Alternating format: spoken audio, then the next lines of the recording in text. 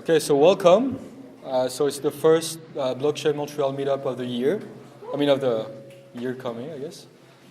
Very excited to be there for several different reasons that we'll go over during the presentation. But first, Vincent would like to present you a little bit about Blockchain Montreal, what we do, what we're all about. Thank you.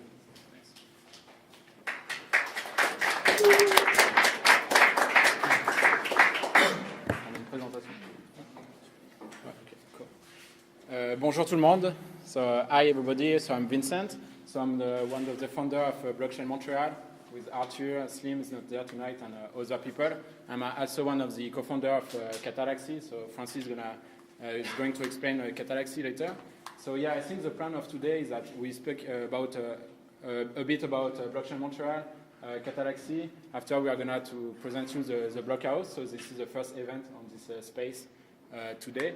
And after the main presentation, and the main reason you are here is to hear about Mimblewimble. So probably one of the most interesting projects of the year on the blockchain area.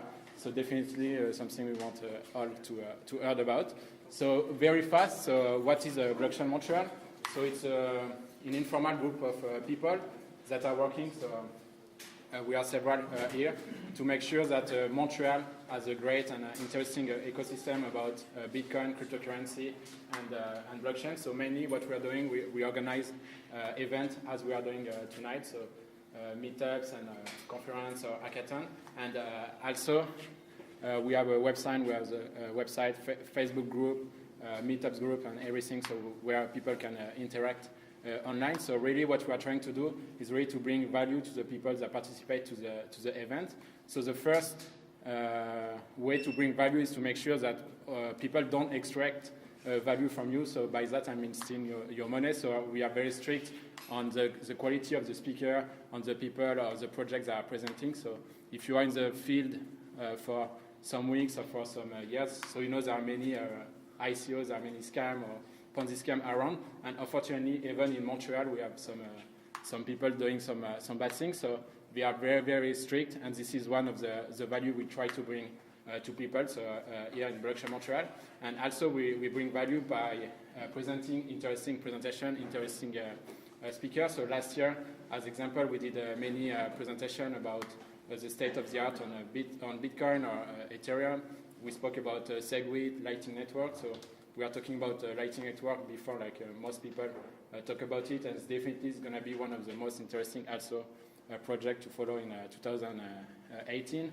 And we are also talking about other interesting technology. We had a world-class professor talking about zero knowledge and Zcash.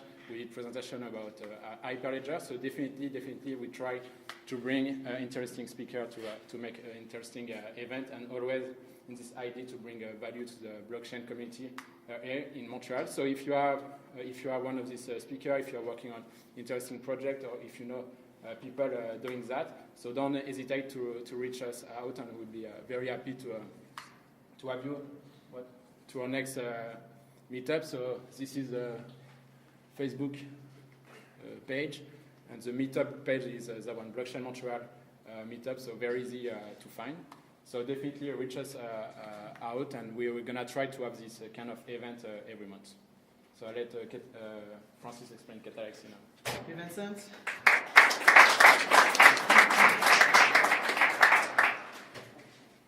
Thank you very much, everybody, for coming tonight. So I'm not going to spend too much time talking about Catalaxy, just a brief overview. So Catalaxy is a blockchain and Bitcoin consulting firm and research and development center, which was co-founded by Vincent, myself, and Raymond Chabot-Grant Thornton, which is Quebec's largest audit and accounting firm. So Catalaxy as a growing team. So we launched about 6 months ago, and we're continuously adding more people to the team. So really quickly, so you recognize the faces of people around here or around town. This is the core team that we have right now. So we got myself, Vincent, Louis Roy from RCGT, Arthur Pratt, Eric Nguyen, Quentin Le Cellier, Vincent Cloutier, Sarah Caid, Evan Ryer, Brandon Wong, and Jonathan Bertrand, which is working with Decentral, but is an affiliated Catalaxy consultant. And just really quickly, kind of what we do at Catalaxy. We do a lot of stuff, actually. We're not always sure about what we're doing. We like to think we're kind of special operations, so we do pretty much anything that we find interesting and that there's a market demand for. But overall, we do the strategic enterprise consulting and advisory. So we advise a lot of financial institutions, government bodies, and other companies in supply chain, in law firms, and so forth. We do crypto asset services, which is interesting, actually. We do Bitcoin wallet recoveries. We have a service which allows anybody to split all their shit forks, their shit coins like Bcash, Bgold. We split it for them and in a safe and secure way. We do a lot of consulting and advisory in the mining space. We work both with actual like data center or factory owners that want to get miners there, and we also work with the miners to help them in all sorts of stuff, including ROI forecasting, tax, legal, and mostly finding space for them. We have on our team, as you can see, this is kind of the first hires. You'll have 1, 2, 3, 4, 5 programmers on our team. So we're definitely building software. We're doing development. We actually do proof of concepts that are applications, not just PowerPoints. In terms of research, we do a lot of research. Quentin, which is going to be speaking to us next, is our in-house blockchain research engineer. I'm head of the research division. Amongst the research that we're working on open timestamp, immutability of blockchains. We're working on privacy. We're working on digital signatures. Just really, we want to advance the field of knowledge. During the year 2018, we have a BIP proposal or an idea of a BIP proposal we want to propose.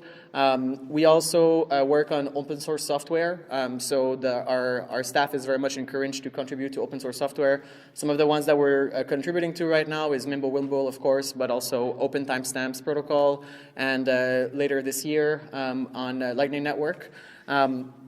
And of course, we also have the kind of community aspect and Blockhouse aspect. So I'll let Arthur talk about the Blockhouse. But as a general rule of thumb, like if you have some issue with using crypto, we also obviously our investors and partners are Raymond Chabot, Grant Thornton. So we specialize a lot in audit. So we do a lot of cryptographic audit jobs, like divorces, like public companies that need to prove that they own cryptocurrencies, that kind of stuff. Really interesting stuff.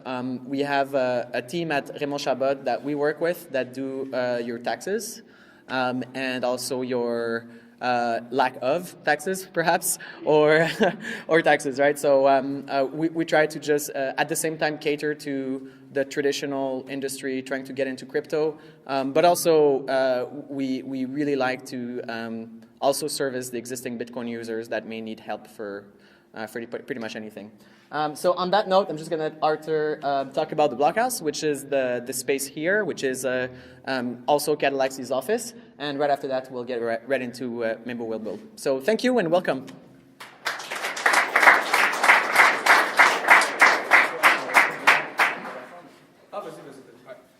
So yeah, and as Francis said, the team is growing, so we are hiring different people. So obviously programmers and people working or researching blockchain, but also we are working for the product team, and we are hiring a designer, and we are also hiring someone in marketing and communication. So if you are interested about those kind of positions, don't hesitate to reach us out.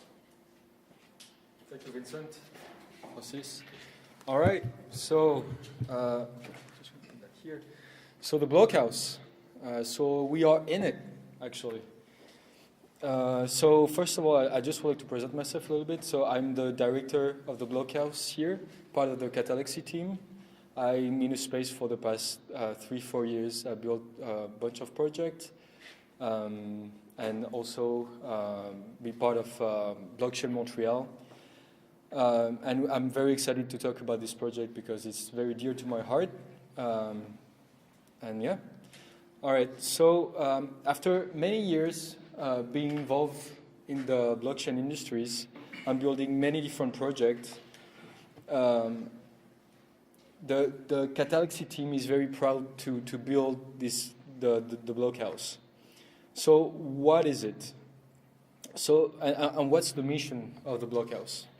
So the blockhouse has for mission to regroup the most active people here in Montreal, but also in Canada and in the world in general, to build a space and to build strong innovations. So as a member of the blockhouse, you have access to a safe space to work. You have meeting rooms, kitchens, but also you have, most of all, a network of peers that you can count on. And the blockhouse is even more than that. Catalyxy wants to build the blockhouse as a platform for its member to have a stream of consulting contract, so they can, instead of dilute their company or dilute their research, have this revenue and this revenue stream. So the blockhouse is a bridge between two realities, two stakeholders, the members and the institution that also will have offices here. So as a member, you are extremely tech savvy, you know the market, you are a risk lover, because you are in the edge of the internet, building product on the blockchain. I guess using the blockchain, and you are moving fast. And on the other side of this the space, I guess, there is institution that have the domain knowledge. They are compliant. They have a lot of tools that usually are not really available for the startups. And obviously, both of those realities have challenges. And it is in this space that we feel we can kind of make the bridge between those two realities and make those challenges opportunities. So how can you become a member? So since we have a very limited space here, we are only looking for people that have strong background and share the same vision and dedication to the technical intricacies of the blockchain technology. And obviously, we wanna have people here that share the same work ethics and core values as the Catalyxy team. So to finish, if you feel you fit this description, and if also obviously we're going to have a lot of meetups and events and workshops. So if you're interested into joining us, contact me. I would love to know more about you on your project that you're working on. So thank you, and now I'm gonna give the talk to Quentin, who's going to present actually two things today: Mimblewimble and Grin. So Quentin, go for it.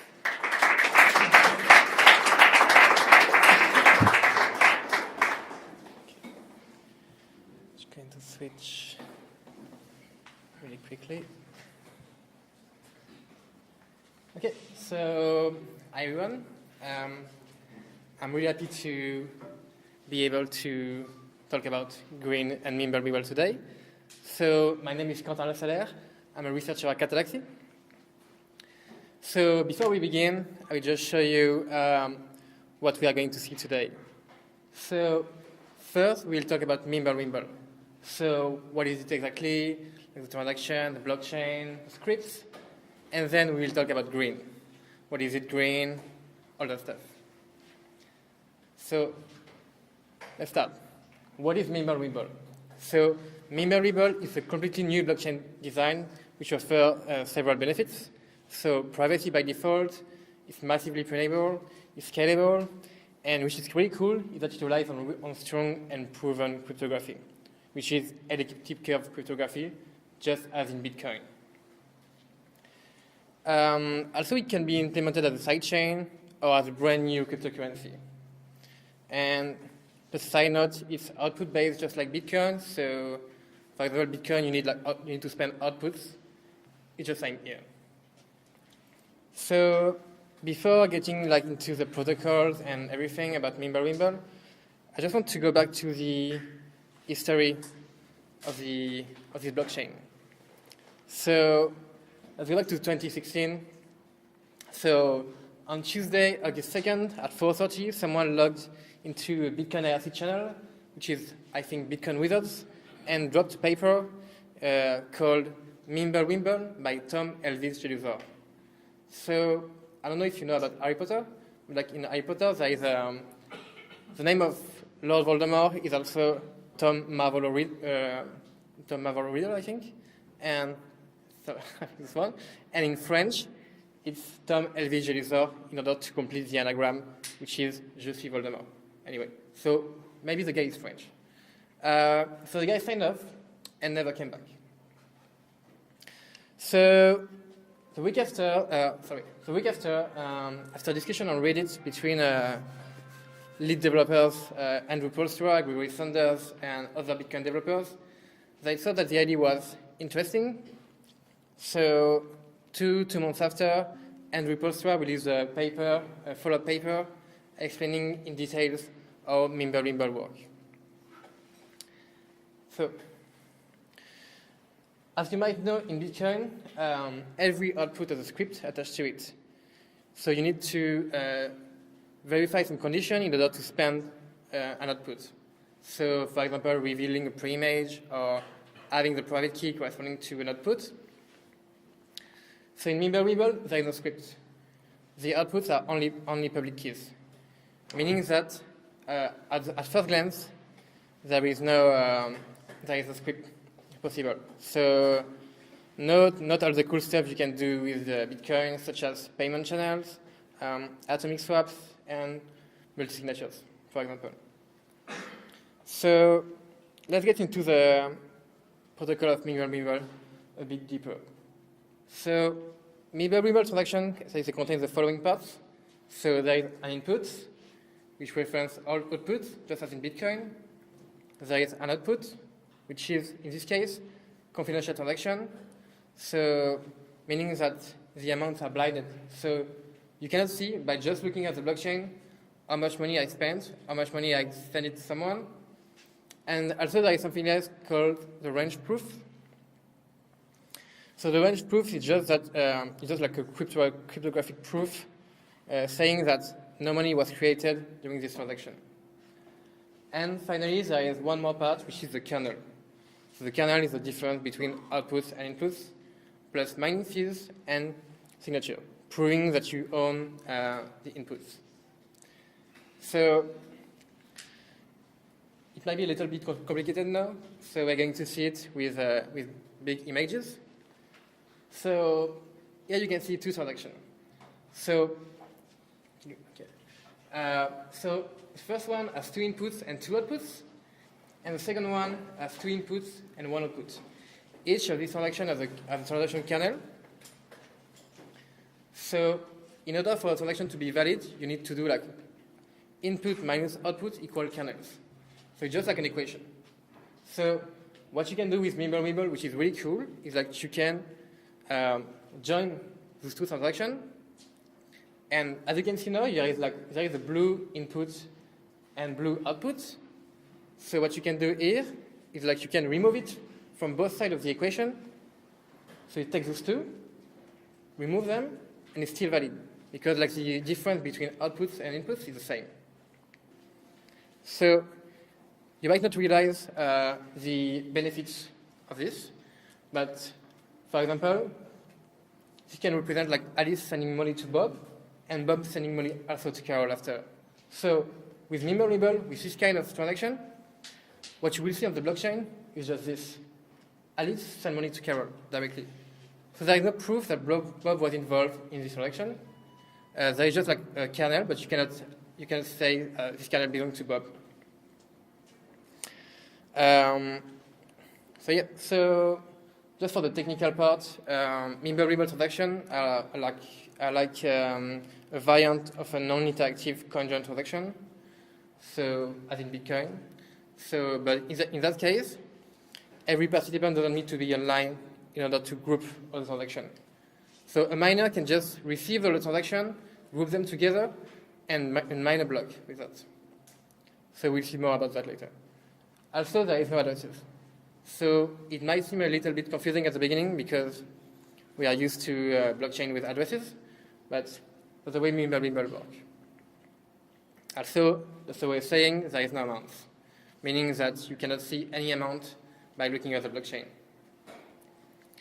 So let's take a look at the Mimblewimble blockchain with these nice squares. So you can see that every block is a single transaction. So as you can see, we can do the same as earlier. We can just take all the transactions and group them together in one block, in one transaction. Sorry. Just so that you know, the input in white are coin-based inputs, meaning that you are creating money. So for example, in Bitcoin, it would be like 12.5, 12.5, 12.5 Bitcoin. So what if I just arrived, I just downloaded the Mimblewimble client, I want to sync with the network. And the thing is, what I can do is I can, instead of downloading this whole blockchain, instead of replaying every transaction as you do in Bitcoin, so for example, in Bitcoin, at the beginning, you download the Bitcoin Core client, and you have to sync to replay basically every transaction since the beginning. What you can do here is just that you can join this transaction, remove the inputs and the outputs that are not necessary, meaning that are already spent, and you have a state, and you can just download this state, and the state is still valid. So meaning it's very, really faster to sync the blockchain with Mimblewimble. And you are not losing any trust, it's the same. So you might wonder, what if we put Mimblewimble in Bitcoin? So what kind of advantages that we get with Mimblewimble in terms of numbers? So in Bitcoin, there is approximately 105 million transactions with 500 million outputs and 65 million unspent outputs, which is currently, with transaction indexing enabled, 180 gigabytes. So if you had it's a confidential transaction here. If you had confidential transaction, just as in Mimblewimble, meaning that you hide all the amount of the Bitcoin transaction, it will be 450 gigabytes. So it's a lot. So with Mimblewimble, you will have, with Bitcoin, you will have 80 gigabytes of transaction channels, 2 gigabytes of UTXO, so unspent output, sorry, and 45 gigabytes of unspent output range proof. So this is needed to see that no money was created in the process. Okay, so the trust model for Mimblewimble is the same as in Bitcoin with some variation. First, transaction valid is if and only if it's signed by the owner of the input, just as in Bitcoin, and sum of the output minus inputs already equals 0, proving that you are not creating any money. So also, on thin block, transaction cannot be reversed without doing enough work. So just as in Bitcoin, you cannot reverse a block. You have to do enough work to reverse it. So the current state that I showed you before reflects zero negative and inflation. And finally, there is no need to know, so just as I was saying before, there is no need to know the exact sequence of transaction in order to verify that the blockchain is correct. So now we are going to talk about really quickly about scripts on Mimblewimble. So as I was saying, at first glance, scripts are not possible on this blockchain, but you can use some magic and you can do some scripts. So you can do, with Schnorr signature, you can do multi-signature transaction, you can do atomic swaps, time-lock transaction, so you can do also, of course, Lightning Network.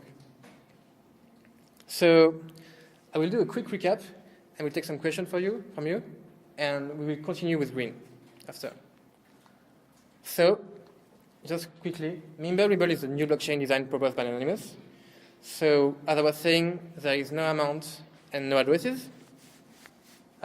transaction can be and are aggregated in block to form one unique transaction in a block, which removes intermediaries and which results in a massively printable blockchain. Of the presentation. Okay, so not a bit about Mimblewimble, we'll talk about Grin. So Grin is the first implementation of the Mimblewimble protocol. It was created on October 2016 by someone called Ignatius Pavrel, which is a character from Harry Potter. So right now it's hosted on GitHub, which on GitHub Mimblewimble Grin. And the name came from Gringotts, so the wizard bank. And just for fun, after he was joined by a character from Harry Potter, just as like Gary Ollivanders and like Antioch Pevrel, or like so all those people from Harry Potter like were working together anonymously on Grin. So as of today, there is more than 500 commits, 42 contributors, and more than 700 stars, which make it like a good project, I guess. So, as I was saying, it's the first implementation of the Mimblewimble protocol, but it's a brand new cryptocurrency. It's not a sidechain, it's like a brand new cryptocurrency. So, it's designed to be like very minimal, so you can fork it and use it for whatever you want. It's in Rust, which is like a very safe language. And it uses, as a consensus algorithm, a proof of work, which is called cuckoo cycle. So just before going deep into the protocol, I'm just going to say that it's currently under development, so slide might be already obsolete. Like everybody changed really quickly. Everything changed really quickly, so for now, I think for now it's correct, but like maybe tomorrow it won't be. So before going, talking about the Grin, I just want to talk about the development funding of Grin. So right now, Grin is a free open source software. So there is no foundation, there is no company. It's only voluntary-based development. So there is no ICO. And it's like a 100 community-driven model. So there was a crowdfunding in December, and they founded a full-time developer, which is called Plume. So his real name is Michael Corner. So for now, he's like the only full-time developer that we know the real identity. Yeah. So now we'll talk about the proof of work used in Grin, which is called Cuckoo Cycle. So Cuckoo Cycle was created by John Trump in 2013. So it's a proof of work based on graph. So a graph theoretic proof of work system designed to be memory bound, ASIC resistant, and only CPU and GPU, hopefully. It will depend like how much the coin is worth, if it's worth it to build an ASIC for that. So in Cuckoo Cycle, the goal is to find cycle in a graph. So what's a cycle? So a cycle is like you have to start from a node, and you have to go through like a series of nodes of a certain length and finish to the same node. So for example, here we have a small graph, and we want to try to find a cycle of length 4 in the following graph. So for example, if we start at 0, we go to 5, 4, to 1, and 0, we have a cycle. So it's a valid cycle. So here you can see it. So it might seem really easy to find a cycle in a graph. For example, you can try to find a cycle of length 8 here. It's not that easy. And you can imagine that in a computer, it will be like really, really more difficult because it will be like a really, really bigger graph than this. So I don't know the answer about this one. You'll have to look. So just some quick characteristics about Grin. So there is 60 Grin per block as of now, with a block time of 1 block every minute, and which gives us this nice 1 Grin per second. And for those of you that are interested in the difficulty adjustment algorithm, it's a mix of the one from Zcash and digibyte. So in terms of supply, it gives us something like this. So there's a fixed supply and inflation going to zero because it's a constant supply. And compared to other cryptocurrency, so we can compare to Ethereum and Bitcoin. So it kind of looks like Ethereum supply and inflation. So as you can see here, Ethereum starts here because of the ICO, and we will finish approximately here. So Grin is like somewhat similar to Ethereum. But compared to Bitcoin, Bitcoin is tending to zero in terms of inflation, or in terms of supply, sorry, really quickly. So I just made like a quick comparison between Grin, Monero, and Bitcoin. So this is like a very high-level comparison. So in terms of transaction format, Monero and Grin both use confidential transaction compared to Bitcoin, where you can see all the transactions and the addresses. And on Grin and Monero, there is something called stealth addresses. So you don't know which address belongs to who. So on Grin, there is no addresses, but it's kind of similar to Monero also, but I won't go deep on that.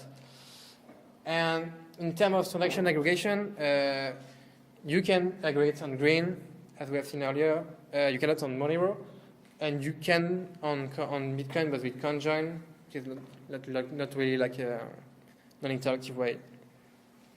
So in terms of real blockchain pruning, meaning that you can prune the blockchain and do not lose any trust in the system, Grin is the only one where you can do that.